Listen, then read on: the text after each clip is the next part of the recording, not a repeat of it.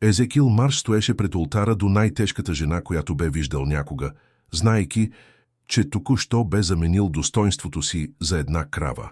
Но когато Аделаида Куин заключи вратата на спалнята онази нощ, той осъзна, че нямаше представа за какво всъщност се бе съгласил. Сушата бе безмилостна, 3 месеца без дъжд, и добитъкът на Езекил бе изсъхнал до кожа и кости, преди да умре един по един. Ранчото му, някога гордо с 100 глави добитък, сега не съдържаше нищо друго, освен напукана земя и счупени мечти. Банкнотата все още беше смачкана в джоба му, напомняйки му, че имаше 30 дни, преди да загуби всичко, което баща му беше построил. Тогава Корнелиус Слейд му направи предложението. Ожени се за дъщеря ми Аделаида и ще ти дам най-добрата крава за разплод в района, каза Слейд. Златните му зъби блестяха в слабата светлина на салуна. Не е много красива, но има добро сърце, а ти се нуждаеш от добитък повече, отколкото от гордост.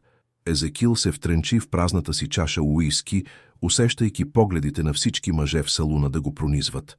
Всички знаеха в какво положение се намира. Всички знаеха, че е достатъчно отчаян, за да обмисли всичко. Тя е съгласна? Попита тихо Езекил. Тя е на 26 години и не е омъжена. Знае какви са възможностите й. Слейд се разсмя жестоко. Освен това, какъв избор имате сега? Стоейки в малката дървена църква, Езекил погледна странично към Аделаида. Тя носеше проста кафява рокля, която се опъваше по шевовете. Тъмната й коса беше строго прибрана назад. Лицето й беше кръгло и меко, но очите й съдържаха нещо, което той не можеше да разчете. Не срам, не примирение, нещо по-остро. Думите на свещеника се размиха, докато Езекил мислеше за кравата, която чакаше в обора на Слейд, една Холштайн, дебела и здрава, струваща повече от всичко, което Езекил притежаваше. Тя щеше да бъде основата за възстановяването на стадото му, разликата между оцеляването и загубата на земята, която носеше името на семейството му. Да, каза Аделаида твърдо, когато я попитаха. Гласът й беше по-силен, отколкото Езекил очакваше, а неговият глас се заклещи в гърлото му. Да. Пръстенът беше твърде малък за пръста на Аделаида, но тя го нахлузи на сила. Когато проповедникът ги обяви за женени, тя погледна Езекил за първи път през целия ден. Странният поглед в очите й все още беше там, но сега изглеждаше почти забавен. Приемът беше малък и неудобен. Наетите работници на Слейд ядоха бързо и си тръгнаха. Малкото съседи, които присъстваха, шепнеха помежду си, хвърляйки погледи към необичайната двойка. Езекил механично приемаше поздравленията, които по-скоро приличаха на съболезнования. С настъпването на вечерта Аделаида тихо събра малкото си вещи.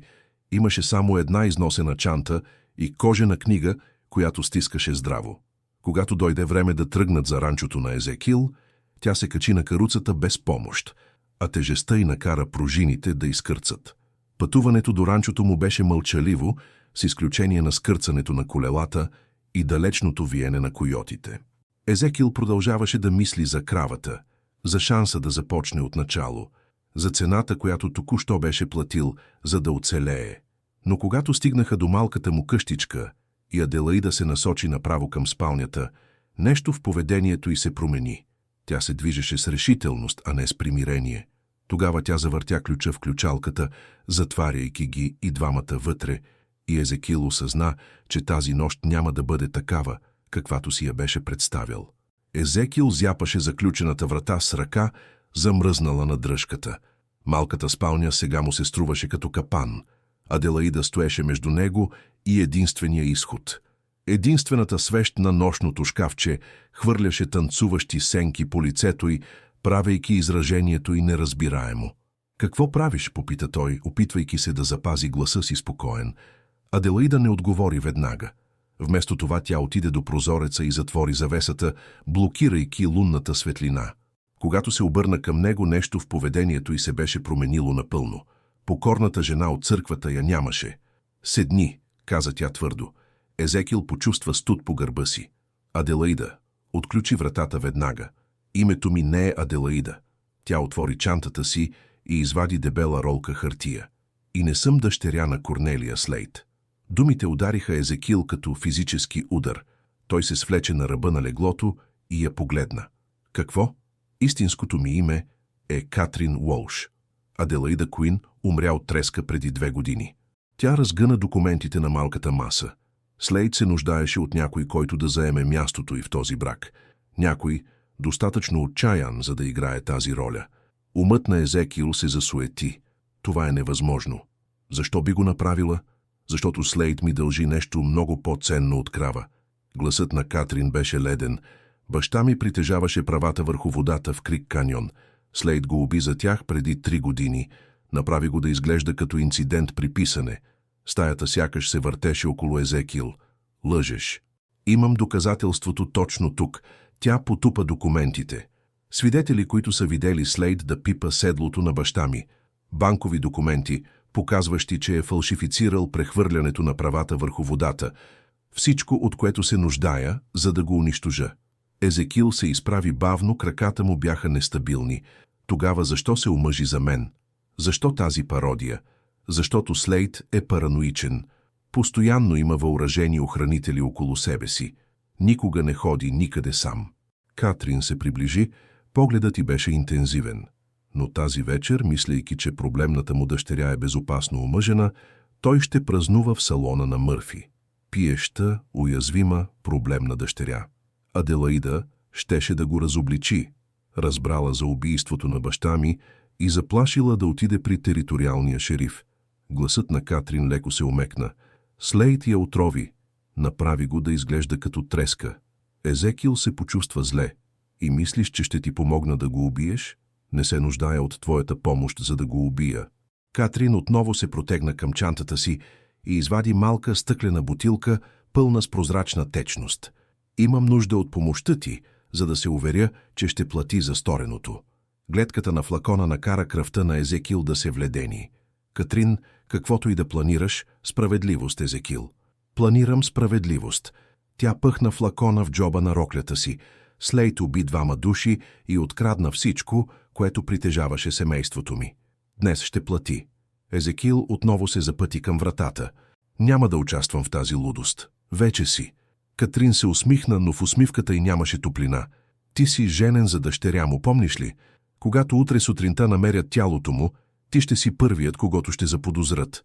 В края на краищата всички знаят колко отчаян беше. Капанът беше перфектен. И Езекил най-накрая разбра защо Катрин изглеждаше толкова забавлявана по време на церемонията. Тя не се е омъжвала за него. Тя го е набеждавала. Но тя не знаеше, че Езекил имаше свои собствени тайни. И когато отключи вратата, за да излезе и да убие Слейд, щеше да открие, че перфектният й план имаше един фатален недостатък. Езекил наблюдаваше как Катрин проверяваше малката бутилка още веднъж. Пръстите й бяха стабилни, въпреки мащаба на това, което планираше. Тя нямаше представа, че той очакваше този момент от месеци. Не точно този сценарий, но нещо подобно. Но нещо, което най-накрая щеше да му даде шанс да уреди сметките си с Корнелиус Слейд. Правиш грешка, каза тихо Езекил. Единствената грешка, която направих, беше да повярвам, че ще разбереш. Катрин се приближи към вратата с ключа в ръка. Остани тук. Когато утре дойдат да задават въпроси, кажи им, че жена ти е отишла да посети баща си за последен път, преди да започне новия си живот. Катрин, почакай. Гласът на Езекил беше спокоен, почти нежен. Преди да тръгнеш, има нещо, което трябва да знаеш за тази ампула. Тя замръзна с ръка на ключа. Какво? Това не е отрова. Езекил седна отново на леглото. Изведнъж изглеждаше по-спокоен, отколкото през цялата вечер. Това е оцветена вода с малко сол. Цветът изчезна от лицето на Катрин. Това е невъзможно. Купих я от лечителя в Тумстоун. Той ми гарантира, че ще убие човек за минути. Лечителят работи за мен. Езекил се усмихна за първи път от началото на церемонията. Вече 6 месеца. Откакто започнах да проследявам всички, които искаха смъртта на Слейд. Ръката на Катрин трепереше, докато изваждаше флакона от джоба си и го гледаше с недоверие. Ти ме наблюдаваше. Не си единствената, която Слейд унищожи, Катрин. Разликата е, че аз бях търпелив. Планирах. Езекил бавно се изправи. Кравата, която ми даде, е твоята зестра. Тя принадлежеше на семейството ми преди сушата. Слейд купи дълговете ми от банката и ги изплати предсрочно, а после накара хората си да откраднат добитъка ми през нощта. Тогава защо ме спря? Защо не ме остави да го убия? защото обесването му щеше да е прекалено бързо. Езекил се приближи до прозореца и погледна към града. Искам да загуби всичко бавно, така както той ни накара да загубим всичко. Земята му, добитъка му, репутацията му. Искам да умре като съкрушен човек. Катрин стисна безполезната ампула, а перфектният й план се разпадаше пред очите й. Документите, свидетелите, те са истински. Знам. Събирам доказателства срещу Слейд от месеци. Убийството на баща ти е само едно от многото му престъпления. Езекил се обърна към нея. Териториалният шериф вече е на път, трябва да пристигне утре сутринта с федерални заповеди. Използваме, прошепна Катрин, използвахме се взаимно. Разликата е, че моят план не завършва с нито един от нас да виси на въже. Езекил отключи вратата.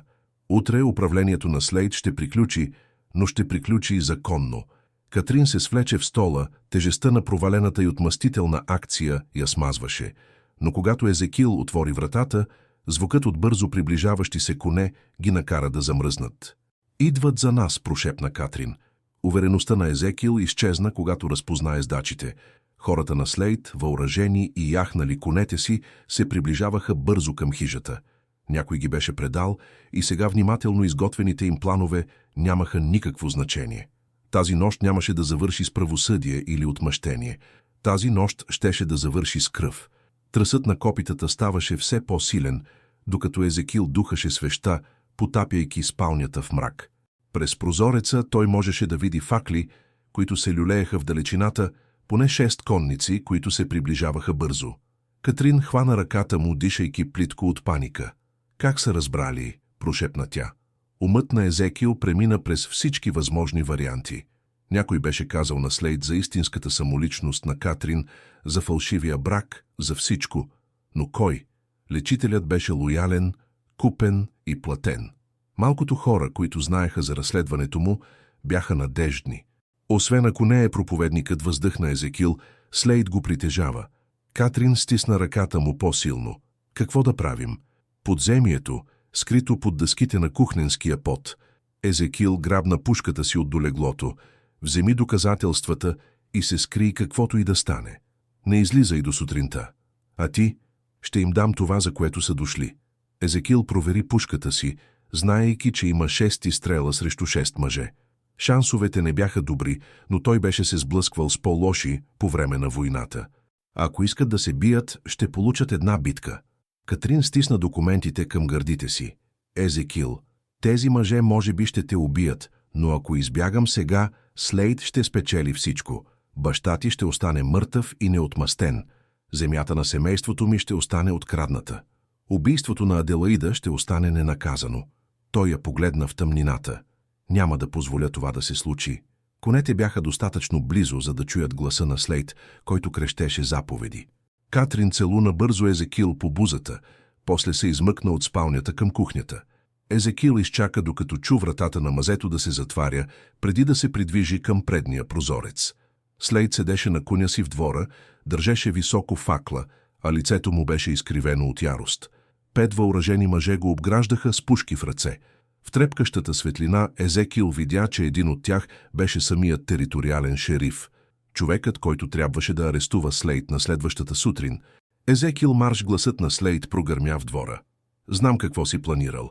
Излез сега и може би ще те оставим жив, за да бъдеш съден. Езекил излезе на верандата с пушката спусната, но в готовност. Добър вечер, Корнелиус. Поздравления за сватбата. Дъщеря ти е нещо специално. Слейд се разсмя грозно. Тази дебела крава не е моя дъщеря и ти го знаеш.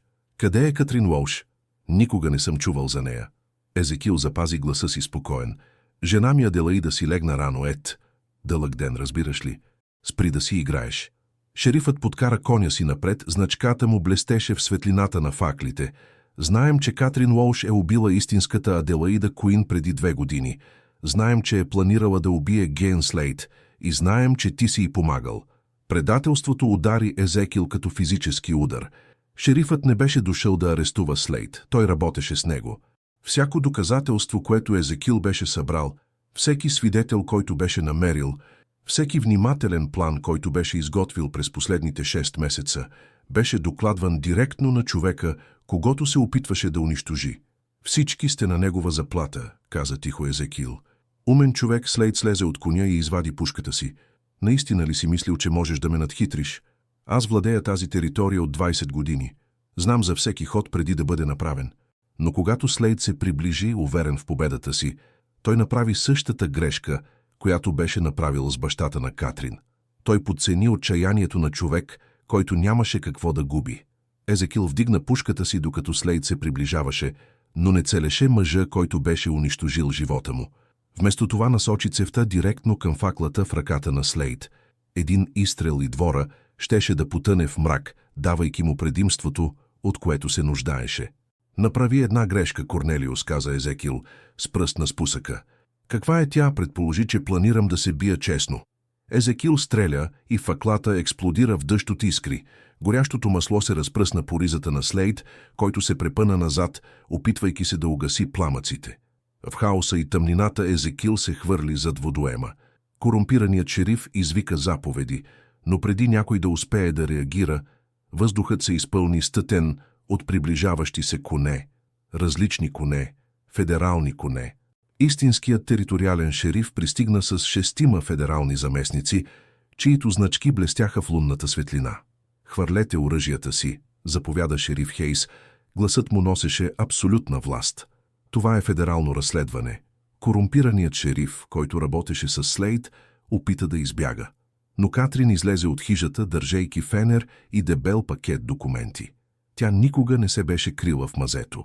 Вместо това, тя беше подавала сигнали на истинските федерални агенти с фенера от прозореца на кухнята. Шерифе Хейс, извика Катрин ясно.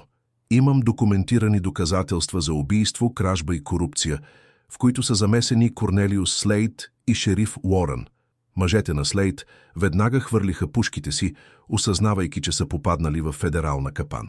Корумпираният маршал Уорън посегна към пистолета си, но Езекил беше по-бърз. Изстрелът му оцели ръката на Уорън и оръжието излетя в тъмнината. Катрин Уолш работи с федералните следователи от 3 месеца, обяви маршал Хейс, докато неговите заместници обграждаха хората на Слейд. Всяка разговор, всеки подкуп, всяка заплаха са документирани. Слейд, все още тлеещ от горящото масло, погледна между Катрин и Езекил с нарастващ ужас. Всичко беше планирано. Бракът беше истински, каза Катрин, като застана до Езекил. Но Аделаида Куин беше моя сестра, а не дъщеря на Слейд. Когато тя разкри престъпленията му и заплаши да го разобличи, той я отрови. От тогава събирам доказателства. Езекил я погледна, твоята сестра. Аделаида се опитваше да помогне на семейството ти да запази правата върху водата, когато разкри фалшификатите на Слейд. Тя умря, защитавайки хора, които никога не беше срещала. Гласът на Катрин беше спокоен, но сълзи течеха по бузите й. Тази вечер беше справедливост за нея, за баща ти, за всички, които той унищожи. Маршал Хейс сложи белезници на ръцете на Слейд. Корнелиус Слейд, арестуван сте за убийство, измама, кражба и заговор. Маршал Уорън, арестуван сте за корупция и заговор за убийство. Докато федералните агенти отвеждаха затворниците, Езекил и Катрин стояха заедно в двора. Ранчото все още фалираше, сушата не беше приключила и те все още бяха женени под фалшив претекст. Но терорът на Слейд беше приключил. Какво ще стане сега? Попита Езекил. Катрин се усмихна. Първата искрена усмивка, която той беше виждал от нея. Сега ще възстановим заедно, както искаше Аделаида. Езекил погледна жената, която се беше омъжила за него от отмъщение и беше открила нещо по-добро. Понякога най-големите съкровища идват от най-неочаквани места. Ако тази история ви е харесала, кликнете върху видеото на екрана си, за да гледате още една незабравима история, в която съдбата и коражът се сблъскват по начини, които никога не сте очаквали. Не забравяйте да се абонирате и да обмислите супер чат, за да ни помогнете да продължим да ви предлагаме още истории като тази. Вашата подкрепа означава всичко за нас.